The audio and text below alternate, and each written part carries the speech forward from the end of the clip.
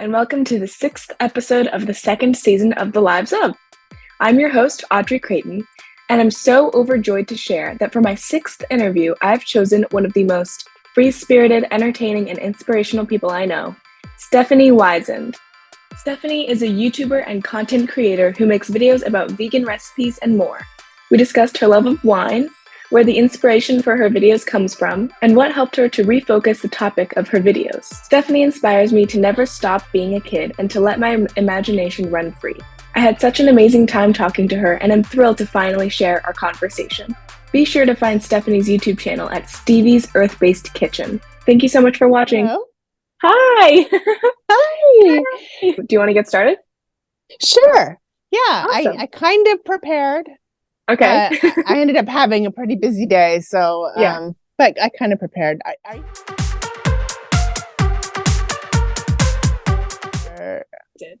I lived in the burbs in LA, and it was a time back. I'm Gen X. We played a lot outside. Mm-hmm. I used to daydream a lot, and I wasn't very I was kind of social. I was very socially awkward, and I had troubles with reading and talking at first, and then all of a sudden, like, I became really good at it. So I went from like Dick and Jane. Do you know Dick and Jane? Maybe. I feel like I've heard of it before. So, back in my day, those were our readers. The Dick and Jane books are like from the mid-century and probably through the 70s. And they're just like, Dick went up the hill. And like, I'm kind of thinking of Jack and Jill, but meet Dick. Dick is a boy. Meet Jane. Jane is a girl. It was just really simple, silly kind of stuff. So I like to say that I went from Dick and Jane to Moby Dick in like 6 months. Wow. Yeah. So I was just really weird, possibly autistic. I don't know. But that's how I was when I was a kid. I spent a lot of time by myself, a lot of time outdoors. We lived off of a cul-de-sac, and there were so many kids, but I was really young. Most of the kids were kind of older, or there were some boys that might have been my age. And I would see them like riding around on their bicycles without their tops. So I insisted that I didn't have to wear a shirt either. So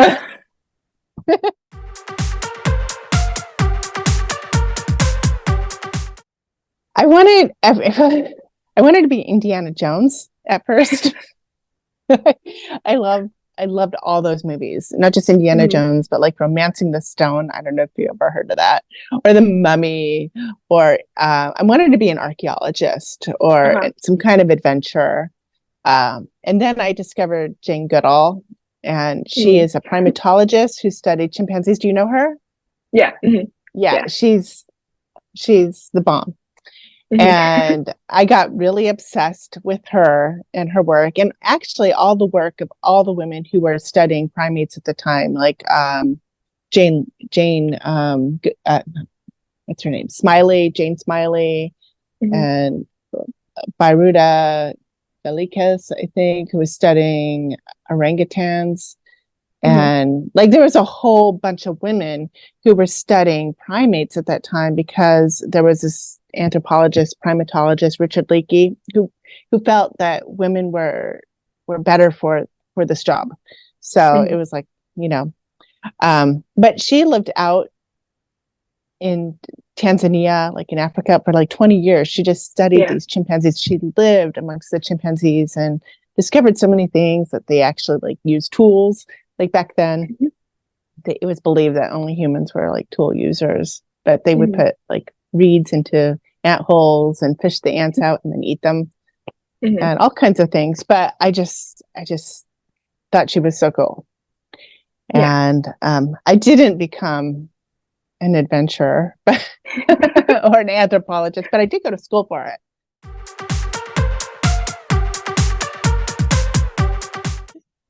Well, I mean, okay.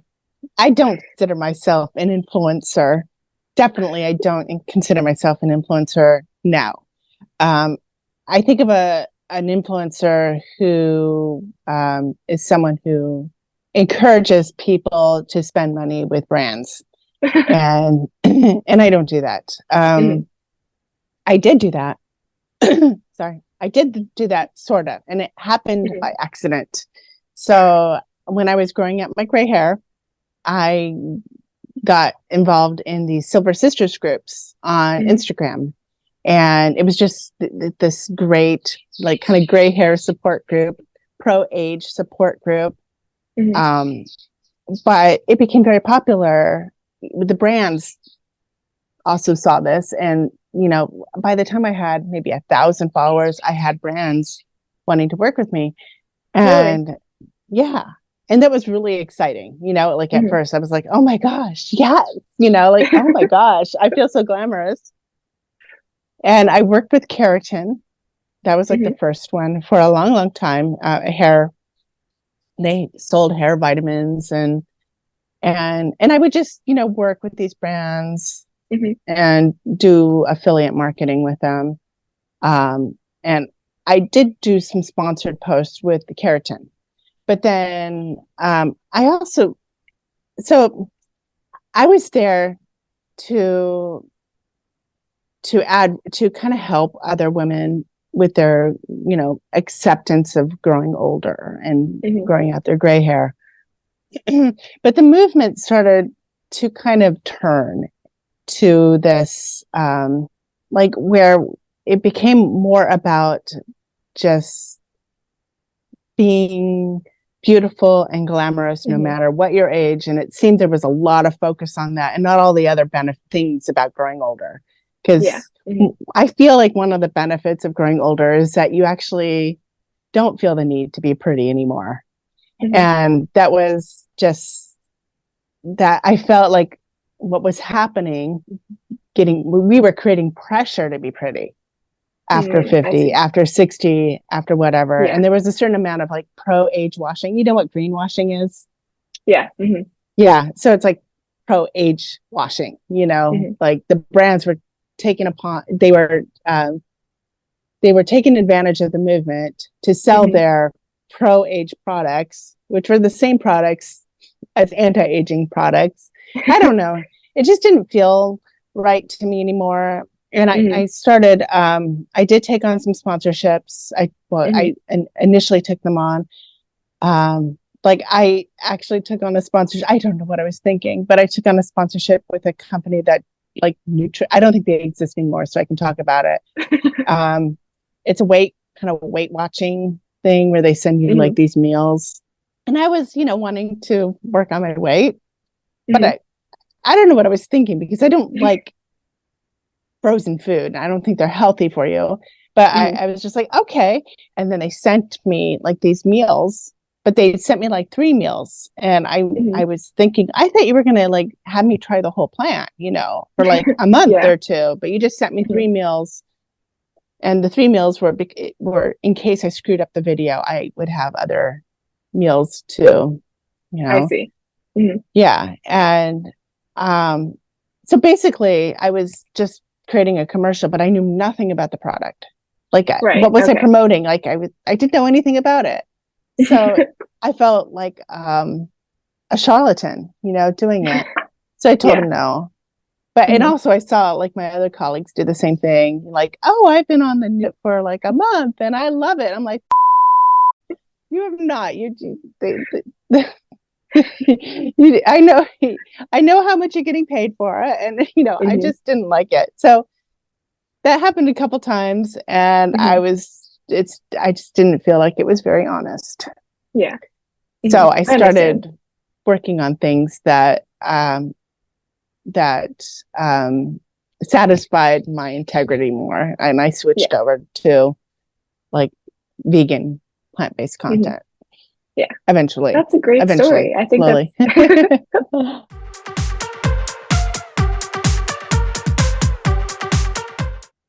Well, lots of things. I am vegan primarily for the animals, but also I am plant-based because I watched my mom go through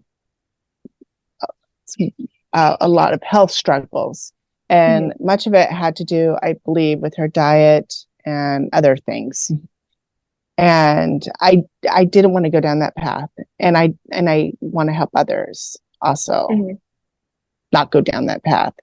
So I'm intrinsically motivated, inspired by this way, primarily the animals, but I don't want to be that kind of person who scares people off because of that.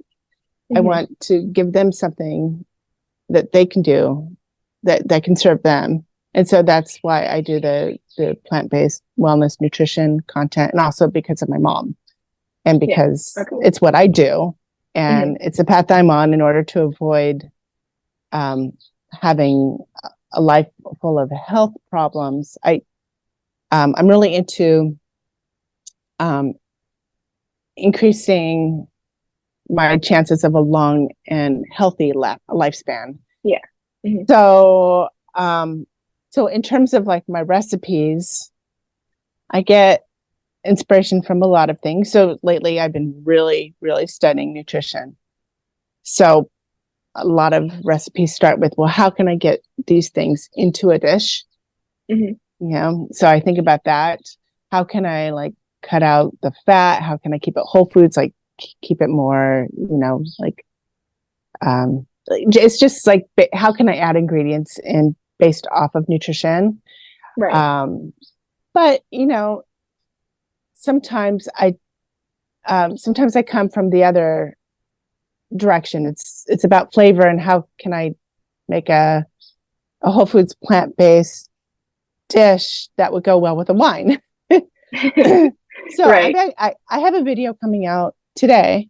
Nice. Where I make a lemon Swiss chard lasagna, and that was inspired by a wine, because I want, in my platform, I want to do more vegan wines, and I want to do vegan wine pairings, which are kind of a challenge. So so there was a particular wine that I wanted to make a dish that would pair. I wanted to make the dish pair with the wine, not the other way around. And I chose this wine because I know it's vegan and it's widely available, and it's a Trimbach Riesling. So I literally like stayed up all night, just like thinking what I can do. I was trying to sleep, but then I wake up and I would be still thinking about it. I was just obsessed with it. And I knew that this Riesling is pretty dry, had lemony, kind of lemon zest flavors, and a little bit of, I know this sounds weird, but it's like a petrol flavor, like a kerosene flavor. If like a Riesling, if it ages after like 3 years, it kind of takes on a very light, and it's actually pretty pleasant. So I knew it had like these flavors, so still wasn't exactly sure what I was going to do. So I Google it, or maybe I look on AI, and I found like a whole bunch of, well, if you look up lemon lasagna, you end up with like a sweet dish. There's like very few savory lemon lasagnas. But I found a couple of food bloggers back in 2011 were covering Martha Stewart's a Martha Stewart recipe that was a Swiss chard and sausage and lemon lasagna with a very like Alfredo sauce, like a very rich sauce. Wow. So I veganized that. Yeah. Nice. I love that. I'm excited to see more recipes you come up with.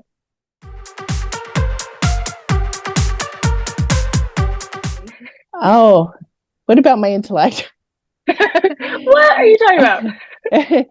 I don't know. I actually, so I could talk about my interest in wine. I started drinking wine when I was like 12. The first time I had wine was at my sister's rehearsal dinner before she got married. And we were at we were at a restaurant called Andrino's in San Clemente, and it was just like a family favorite. old style Italian restaurant. The owner was very flashy. His name was Andrino, and they served everybody wine, like so yeah. So I also got a little drunk. But I have drunk wine, with the family for a long time. So I kind of have a deep rooted interest in it. My dad was really into tasting and stuff. And I also, I think, found a way to connect with him that way through that. But when Mike and I moved back to California from Yellow Springs, when we moved to the Bay Area, we decided to visit Napa, and I don't know, things just took off. We just got really into wine, and we became certified, a second level certification for the WSET. There's more. I mean, like, I need to do the third. Kind of got into the nerdy aspect of wine. Like, that's what I like the most. Yeah. Because you can study the world through any kind of lens. Like, you just choose whatever you're into, and you can pretty much study a lot of things. It's almost like you have to choose a lens to really study the world. And then a long time ago, I was arguing with someone in Yellow Springs, actually. And he said, I said, wine is mindfulness. And he was like, it's like, that's so stupid. No, it is. It truly is. Because and so I've been arguing that ever since. So in order to learn, or to train your palate and your nose to discern different aromas and flavors, you actually have to train it when you're not drinking wine. And mindfulness is important for that. So one way that people do it is they go out to their garden and they okay, let's stop back. So you have to train your memory, really. So you have to smell something, and you have to, like, upload that to your memory with the name of that thing. So if it's a rose, you smell the rose and you go rose, rose, rose, rose, and you kind of think about it. You think about that scent and you identify it with rose, and that helps you retrieve it later. Much of it is actually memory. It's your ability to retrieve the name of that aroma. Yeah. Wow, that's very interesting. Yeah. And so it's also teaches you to be mindful, because like you walk through a garden and you're just really paying attention to the sense of things, the aromas, and not just your eyes. Like, normally you see everything. You're like, all these pretty colors. You turn your nose into eyes. You kind of like see the world through your nose. And you just really have to pay attention. And once you start doing that, once you even, start doing that with wine, it kind of trains you to pay attention while you're out in the world too. Like, you're just always paying attention. It's 3D life, you're not just paying attention to the way things look, but the way they smell, and consequently the way they sound and everything else too. In terms of my intellect, I mean, I just get really into things. I'm just really curious. I'm just a really, really curious person about the things that I'm curious about, and not about the things that I'm not curious about. Like, I'm oblivious to everything else.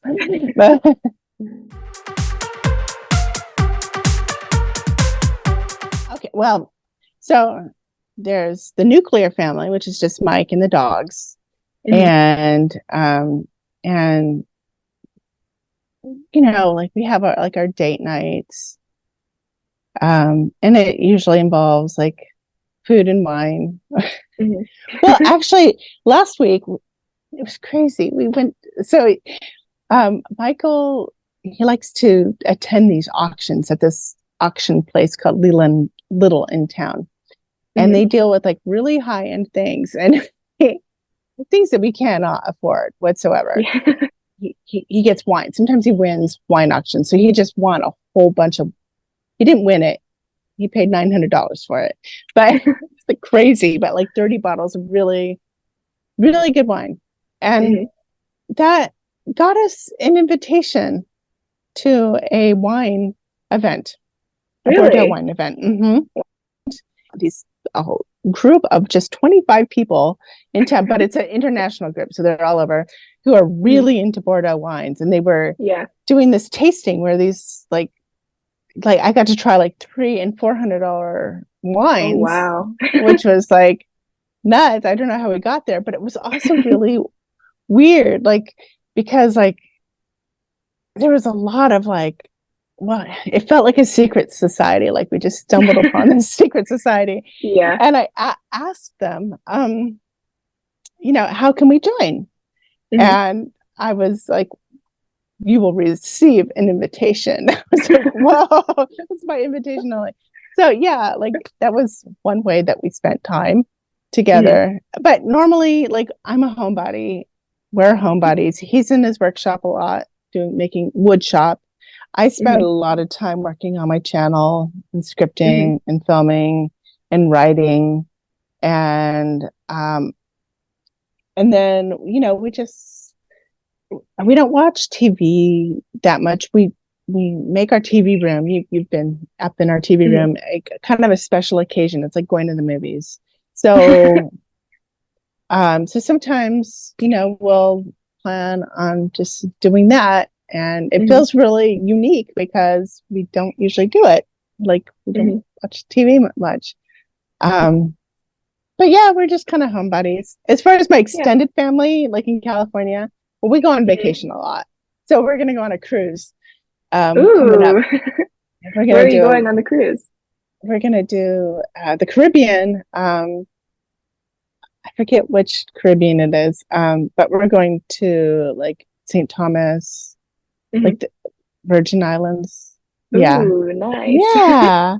So 20 of us. Yeah. Oh my gosh. That's 20 of us. Yeah. Wow. So my dad plans these. Yeah, I'm so like blessed to have my dad and and that he does this like crazy trips. To keep us all together. It's really nice. Yeah, that's exciting. And then I have my stepkids out in New Mexico, so they're coming out in like a month. But we visit them, a couple times a year, or they come out here. They're going to go on the trip in the Bahamas. And I have a grandson too. Oh, 8. Yeah. Oh, wow. So, but when we're in New Mexico, we just kind of around. We just go shopping, watch movies, do whatever Easty wants to do. He's my grandson. The whole world kind of revolves around him.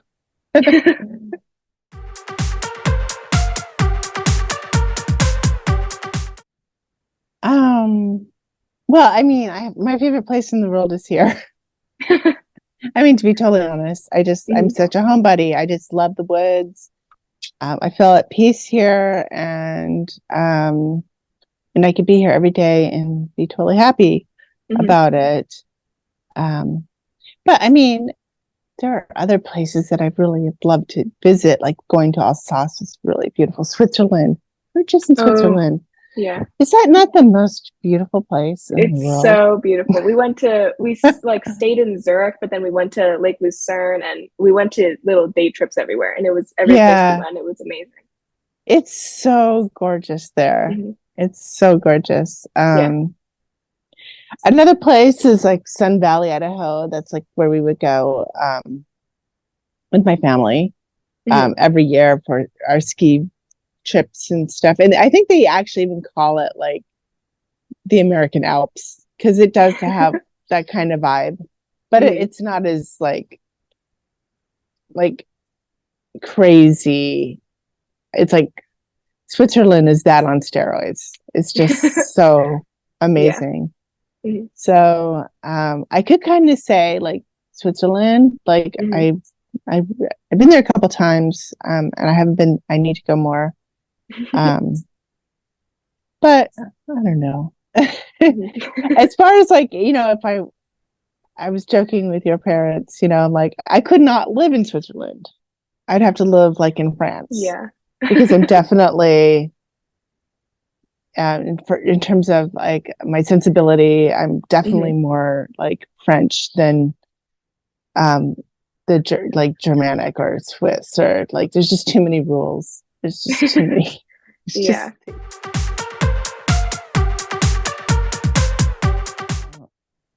well, besides like food and Mhm. wine, we kind of talked about this, but I've been really into nutrition, specifically Mhm. evidence-based nutrition.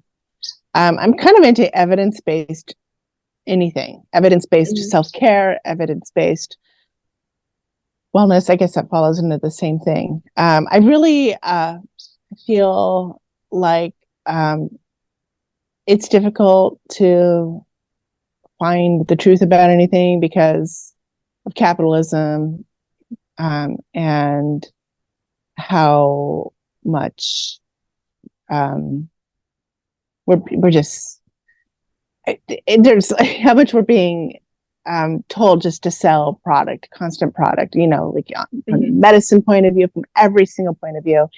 And there's so many influencers out there telling us this or that, and and people buy it all up, because Mhm. they're not really thinking about it, or they're not being very intentional about it. So I guess I would say intentionality is like what I'm really into, like that is Yeah. my passion.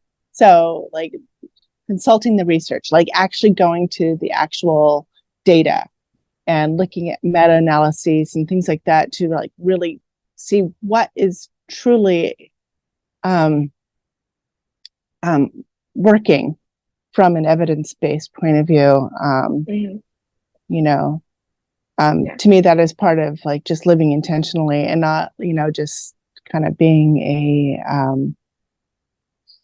kind of like used by the system, just, as a consumer, you know. Right. Yeah. I feel like people lose a lot of freedom Mhm. when they allow themselves to be taken advantage of all the time. And, they lose freedom in terms of they're spending all their money on things. And that means that they have to, work more at jobs that they don't want to do. And like it all, it's a chain reaction. Mhm. So if you Yeah. if you just are really intentional about your choices and thinking about where you want your life to go Mhm. and how to get there, and think about the things that aren't going to get you there, Mhm. and realize that people are trying to sell you lifestyles and aspirational stuff all the time in order to trick you into going down other paths. Like it, just you just got to really have to pay attention to all that in order to make it down your path and know who you are, and um and just get there. Yeah. I um, think that's great advice for anyone.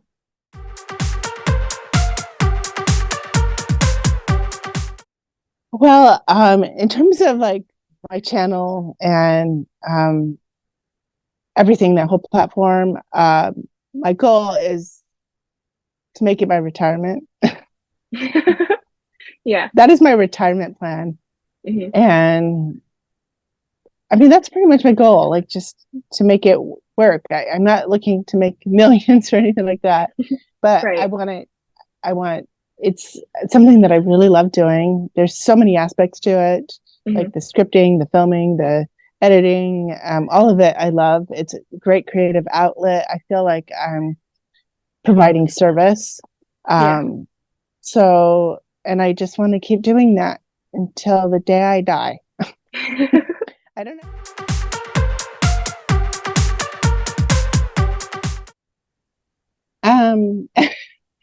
I This is gonna sound a little narcissistic, Okay. but I'm inspired by my inner child. Yeah, I could see that. you Mhm. know, Yeah. I want to kind of hold true to myself and keep her happy. Mhm. So whenever I think about like feeling old or like, well, or, you know, when people say, sorry, when people say, oh, it was so great when you were younger, or, you know, it's not like the old days. I'm like, well, you could do all those same things. Yeah. Like you could still hula hoop if you want. No one's stopping you. Right. Like, you know, you can, okay, so going in this direction, there are people who inspire me. Glennon Doyle, who's who wrote We Can Do Hard Things.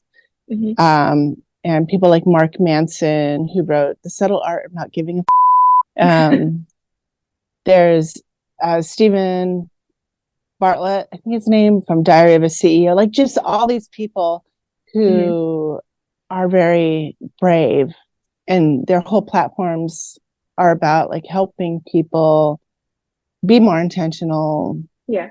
And like truly like live their life. Yeah. That's really hard. That's a hard platform because most people don't want, they want the easy stuff. So it takes a lot of intellect and perseverance to be successful, you know, on platforms like that. But they're so important. And so I'm very impressed by people who can make it happen. But I mean, there's probably a lot, you know, Jane Goodall, of course. Yeah, there you go. Yeah. Just kind of like people who do it their way, but but at the same time, you know, they choose to be of service to others to kind of help, you know, and people. Sorry. It's okay. Yeah. Well, I think that's great. Thank you so much for letting me interview you. Are you gonna have to put like parental, like, are you gonna have to like make this like PG? I'm sorry. No, Mom, it's great. Sorry. No, it's amazing. Thank you so much, Stephanie. I really hope we get to see each other soon, and I'm going to tag you when this interview comes out, so we can just go bing, bing, bing. Yes, because I would love to share this as well. That would be really fun. Yay. Okay. Thank you. Bye. Bye.